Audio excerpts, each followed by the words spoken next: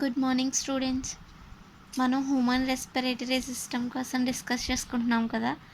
Already previous క్లాస్లో మనం nasal chamber, nasal ప్యారింగ్స్, epiglottis, లారింగ్స్ యొక్క యూజెస్ కోసం డిస్కస్ చేసుకుందాం. Next trachea. ట్రాకియా అనేది ఒక విండ్ పైప్ లాంటి స్ట్రక్చర్ అని చెప్పుకున్నాం. దీన్ని కవర్ చేస్తూ షీ షేప్లో ఉన్న రింగ్స్ అనేవి ప్రజెంట్ అయి ఉంటాయి. ఇవి దీన్ని స్ట్రింక్ అవ్వకుండా అంటే ముడుచుకుపోకుండా ఉండడానికి దీనికి హెల్ప్ చేస్తూ ఉంటాయి. నెక్స్ట్ ఫర్దర్గా ట్రాకియా ఏమవుతుందంటే డివైడ్ అవుతుంది. ఈచ్ లంగ్లోకి ట్రాకియా అనేది బ్రాంకియల్స్ కింద డివైడ్ అవుతుంది.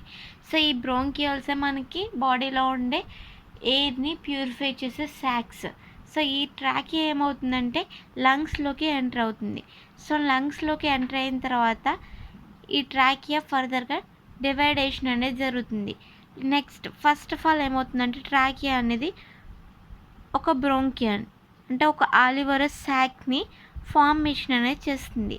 సో ఎప్పుడైతే ప్రైమరీ బ్రోంకియల్ అనేది ఫార్మేషన్ జరిగిందో నెక్స్ట్ ఈ ప్రైమరీ ఏమవుతుందంటే సెకండరీ అంటే ఒక 2 కింద డివైడ్ అవుతుంది. సో సెకండరీ కూడా ఎప్పుడైతే అయినాయో ఈ సెకండరీ టెరిషరీ కింద డివైడేషన్ అనేది జరుగుతుంది.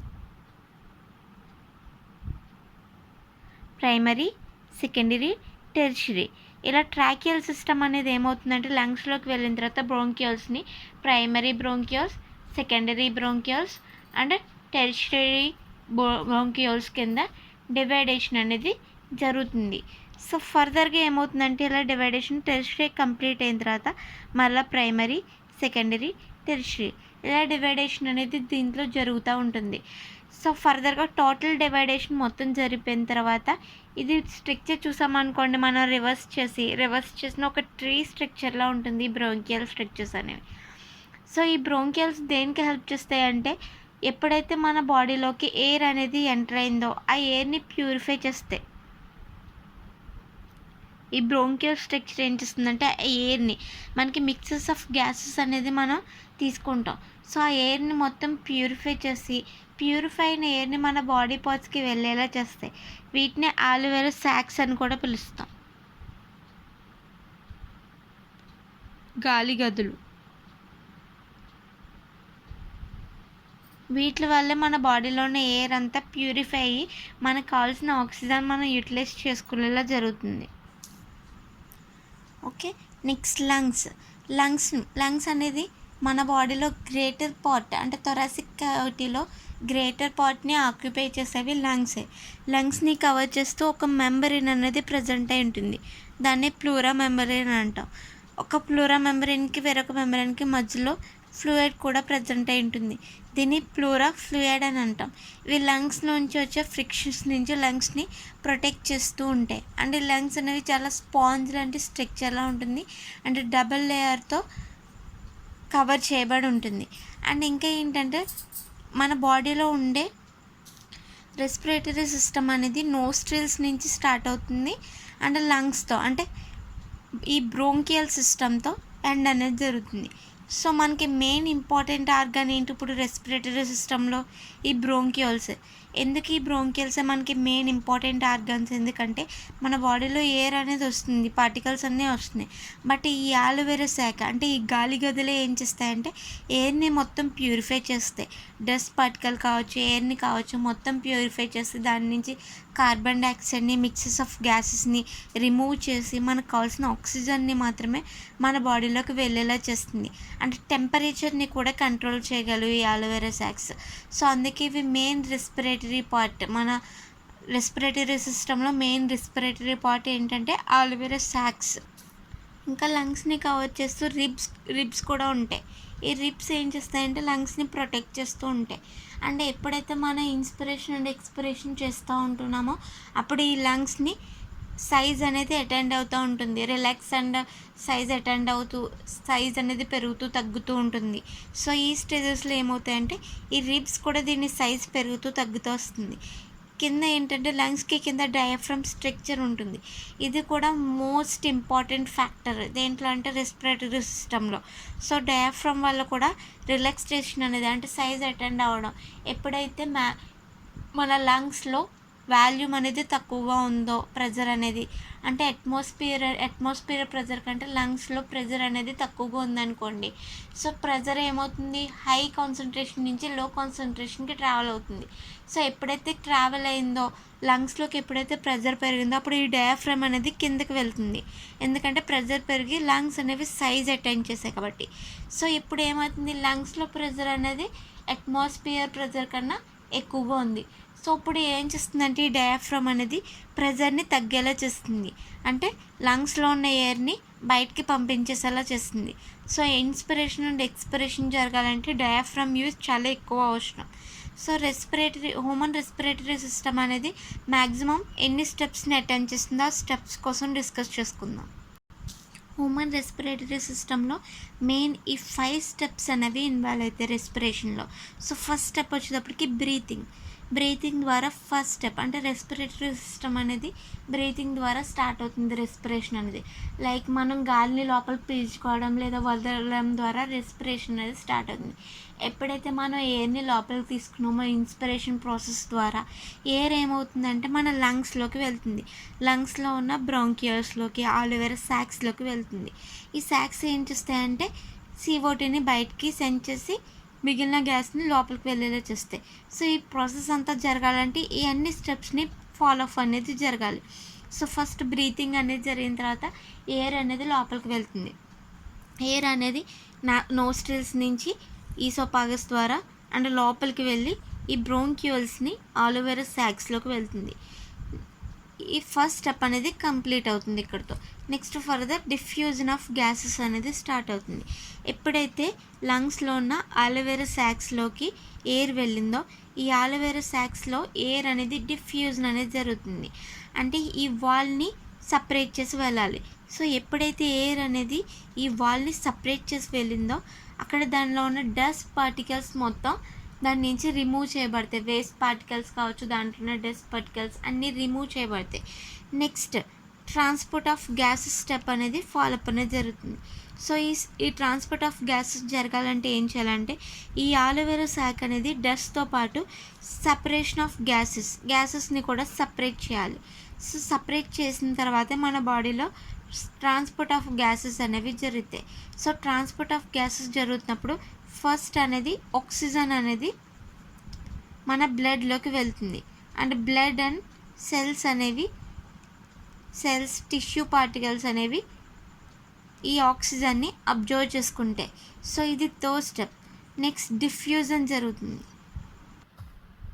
ఈ డిఫ్యూజన్ మెథడ్లో ఏమవుతుందంటే ట్రాన్స్పోర్ట్ అయిన ఆక్సిజన్ని సెల్స్ అనేవి అబ్జర్వ్ చేసుకుని, అంటే హై కాన్సన్ట్రేషన్ నుంచి లో కాన్సన్ట్రేషన్కి ఇవి ట్రావెల్ అవుతూ ఉంటాయి.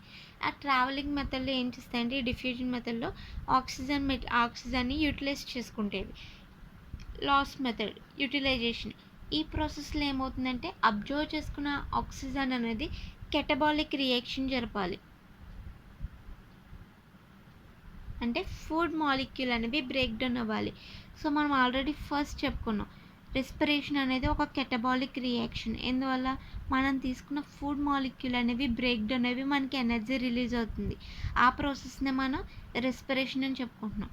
ఎప్పుడైతే మన బాడీలో ఉన్న సెల్స్, టిష్యూస్ అనేవి ఆక్సిజన్ని అబ్జర్వ్ చేసుకున్నాయో అందులో ఉన్న ఫుడ్ మెటీరియల్ లైక్ గ్లూకోజ్ కావచ్చు, ఆ గ్లూకోజ్ ఏమవుతుంది ఆక్సిజన్తో రియాక్షన్ చేసి బ్రేక్ డౌన్ అవి ఎనర్జీని రిలీజ్ చేస్తుంది. సో ఈ 5 మెథడ్స్లోని ఈ 5 స్టెప్స్ ఇన్వాల్వ్ అయ్యి మన బాడీలో రెస్పిరేషన్ జరుగుతుంది. ఫస్ట్ స్టెప్ ఏంటి, బ్రీతింగ్, ఊపిరి తీసుకోవడం ద్వారా ఎయిర్ ఎక్కడికి వెళ్తుంది, ఆలోవెరస్ సాక్స్లోకి వెళ్తుంది. నెక్స్ట్ ఫర్దర్గా డిఫ్యూజన్ ఆఫ్ గ్యాసెస్, వితరణం చెందుతాయి గ్యాసెస్ అనేవి. ఎప్పుడైతే గ్యాసెస్ ఆలోవెరస్ సాక్స్లోకి వెళ్ళాయో అక్కడ డిఫ్యూజన్ మెథడ్ అనేది స్టార్ట్ అవుతుంది. అంటే గ్యాసెస్ అనేవి సపరేషన్ జరుగుతుంది అండ్ దాంట్లో ఉన్న డస్ట్ పార్టికల్స్ అనేవి రిమూవ్ కూడా అవుతాయి. ఫర్దర్గా ఏమవుతుంది, ట్రాన్స్పోర్ట్ ఆఫ్ గ్యాసెస్ అనేవి ట్రాన్స్పోర్ట్ అవుతాయి. ఈ మెథడ్లో బ్లడ్ అండ్ టిష్యూస్కి ట్రాన్స్పోర్ట్ అవుతూ ఉంటుంది. నెక్స్ట్ డిఫ్యూజన్, ఎప్పుడైతే ట్రాన్స్పోర్ట్ అయిందో ఆక్సిజన్ అనేది సెల్స్లోకి, టిష్యూస్లోకి డిఫ్యూజన్ అనేది జరుగుతూ ఉంటుంది. డిఫ్యూజన్ అయిపోయిన తర్వాత యూటిలైజేషన్ జరుగుతుంది. అంటే కెటబాలిక్ రియాక్షన్ ప్రాసెస్లో యూటిలైజేషన్ జరుగుతుంది. ఇది హ్యూమన్ రెస్పిరేటరీ సిస్టంలో జరిగే పార్ట్స్. దీంట్లో ఎన్ని పార్ట్స్ ఇన్వాల్వ్ అవుతున్నాయి? ఫస్ట్ ఆఫ్ ఆల్ నోస్ట్రిల్స్, నాసికా రంధ్రాల నుంచి స్టార్ట్ అవుతుంది. నోస్ట్రిల్స్ నుంచి తీసుకున్న ఎయిర్ ఎక్కడికి వెళ్తుంది? నాసల్ ఛాంబర్లోకి వెళ్తుంది, నాసికా రంధ్ర కుహరంలోకి వెళ్తుంది, కుహరం నుంచి నాసో ప్యారింగ్స్లోకి వెళ్తుంది. నెక్స్ట్ ఎపిగ్లాటిస్ కూడా హెల్ప్ చేస్తుంది. ఎపిగ్లాటిస్ అనేది ఎక్కడ ఉంటుందో ఒక క్యాప్ లాంటి స్ట్రక్చర్లో ఉంటుంది నాసో ప్యారింగ్స్ దగ్గర. ఇది ఒక ట్యూబ్ లాంటి స్ట్రక్చర్, అంటే దీంట్లోకి ఫుడ్ మాలిక్యూల్ వెళ్ళకుండా ఇది ప్రొటెక్షన్ చేసే ఒక క్యాప్లా ఉంటుంది. ఓకే, నెక్స్ట్ లారింగ్స్లోకి వెళ్తుంది. లారింగ్స్ అనేది ఒక సౌండ్ బాక్స్, దీనివల్లే మన బాడీలో మనకి వాయిస్ అనేది ప్రొడ్యూస్ అనేది జరుగుతుంది. సో దీంట్లో వాకల్ హోల్స్ అనేవి ప్రజెంట్ అయి ఉంటాయి. నెక్స్ట్ ఏమవుతుంది? ఎయిర్ అనేది ట్రాకియల్ సిస్టంలోకి వెళ్తుంది. ట్రాకియల్ అనేది లంగ్స్లోకి వెళ్ళిన తర్వాత క్యాపిలరీస్ కింద డివైడేషన్ అనేది జరుగుతుంది. సో అవి ప్రైమరీ, సెకండరీ, టెరిషరీ బ్రోంకియోల్స్ కింద డివైడేషన్ జరుగుతుంది. ఎప్పుడైతే ఈ డివైడేషన్ అనేది జరిగిందో అప్పుడే మనకి ఏమవుతుంది? ఎయిర్ అనేది లోపలికి వెళ్తుంది. సో మనకి ఈ ఆలోవెరా శాక్ కూడా దీనికి చాలా హెల్ప్ చేస్తుంది. ఆలోవెరా శాక్లో చాలా లేయర్స్ ప్రజెంట్ అయి ఉంటాయి.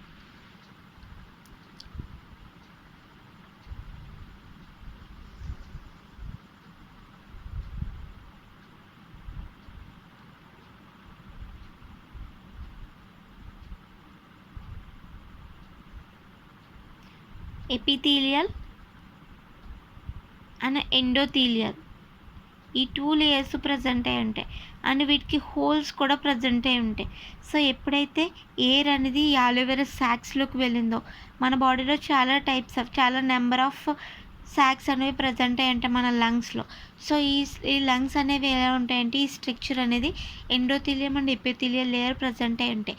ఎప్పుడైతే ఎయిర్ అనేది లంగ్స్లోకి శాక్స్లోకి వెళ్ళిందో ఈ శాక్స్ ఏం చేస్తాయంటే దాంట్లో ఉన్న డస్ట్ పార్టికల్స్ని అండ్ దీంట్లో ఉండే మిక్సెస్ ఆఫ్ గ్యాసెస్ని సపరేట్ చేస్తాయి.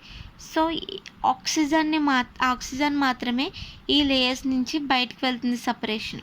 మిగిలిన mixes of gases and carbon dioxide ఏమవుతుందంటే రివర్స్ ఫ్లో ద్వారా బయటకు వచ్చేస్తుంది. సో ఆక్సిజన్ మాత్రం ఏమవుతుంది? ఈ వాల్స్ని దాటుకుని బ్లడ్లోకి వెళ్తుంది. మిగిలిన mixes of gases like carbon dioxide కావచ్చు, హీట్, టెంపరేచర్ కావచ్చు, అవన్నీ ఏమవుతాయంటే రివర్స్లో మళ్ళీ నోస్ట్రిల్స్ ద్వారా బయటకు వచ్చేస్తాయి. సో ఈ ఇన్స్పిరేషన్ అండ్ ఎక్స్ప్రెషన్ జరగాలంటే మన లంగ్స్లో ఉండే డయాఫ్రమ్ పార్ట్ కూడా చాలా హెల్ప్ చేస్తుంది. అండ్ ఈ స్టెర్నమ్ అంటే ఈ రిబ్స్ కూడా చాలా హెల్ప్ చేస్తూ ఉంటాయి. అంటే పక్క టెముకలు కూడా మనకి లంగ్స్ని ప్రొటెక్ట్ చేస్తూ ఉంటాయి. లంగ్స్ అనేవి చాలా స్మూత్గా ఉండే స్ట్రక్చర్స్, ఆ స్మూత్ స్ట్రక్చర్స్ని ఇవి ప్రొటెక్ట్ చేస్తూ ఉంటాయి. అండ్ ఇది మొత్తం మన థొరాసిక్ క్యావిటీలో లంగ్సే ఎక్కువ స్పేస్ని ఆక్యుపై చేస్తాయి. మనకి థొరాసిక్ క్యావిటీలోనే హార్ట్ కూడా ప్రజెంట్ అయి ఉంటుంది. బట్ ఏంటంటే ఎక్కువ స్పేస్ని ఆక్యుపై చేసేవి మనకి లంగ్సే. సో ఈ టోటల్ ప్రాసెస్ అనేది హ్యూమన్ రెస్పిరేటరీ సిస్టంలో జరిగే ప్రాసెస్. సో మన లంగ్స్ అనేవి ఒక స్పాంజ్ లాంటి స్ట్రక్చర్, చాలా స్మూత్గా ఉండే స్ట్రక్చర్స్. అందుకే దాన్ని ప్రొటెక్ట్ చేస్తూ మనకి రిబ్స్ అనేవి ఉంటాయి. సో ఈ రిబ్స్ లేవనుకోండి మన లంగ్స్ ముడుచుకుపోయే అవకాశం కూడా ఉంటుంది. సో అలా అవ్వకుండా ఉండడానికి ఈ రిబ్స్ ఎప్పుడు మన లంగ్స్ని ప్రొటెక్ట్ చేస్తూ ఉంటుంది. ఇది హ్యూమన్ రెస్పిరేటరీ సిస్టమ్. అండ్ ఇది హ్యూమన్ రెస్పిరేటరీ అంటే రెస్పిరేషన్లో జరిగే మెకానిజమ్స్. ఈ ఫైవ్ పార్ట్స్లోని హ్యూమన్ మెకానిజం అనేది జరుగుతుంది. ఓకే, నెక్స్ట్ టాపిక్ మనం నెక్స్ట్ క్లాస్లో డిస్కస్ చేసుకుందాం.